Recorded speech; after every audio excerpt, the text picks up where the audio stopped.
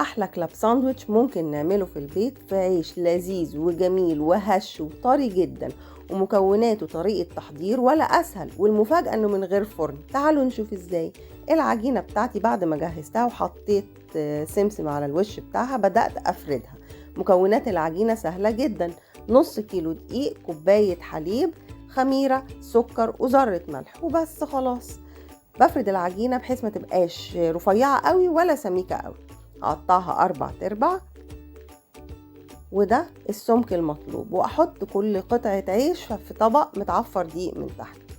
بعد ما اخلص العيش بتاعي اكون مجهزة الوok، حاطه فيه الزيت وظبطاه من خلال الابليكيشن على علامة اللحمة. بعد ما يصفر هحط قطع العيش بتاعتي، وضروري ان العيش ما يخمرش عشان يبدأ ينفخ معايا ويديني نتيجة كويسة جدا. هحط قطع العيش في wok AMC، متأكدة ان العيش مش هيشرب زيت. طريقة قلي ناجحة وآمنة جدا في wok AMC.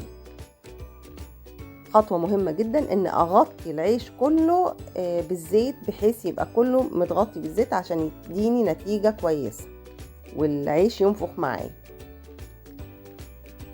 هبدأ اطلع القطع اللي استوت وخدت لون، واحط القطع التانية لحد ما اخلص كمية العيش بتاعي وياخد اللون الذهبي الجميل، وابدأ اطلع قطع العيش.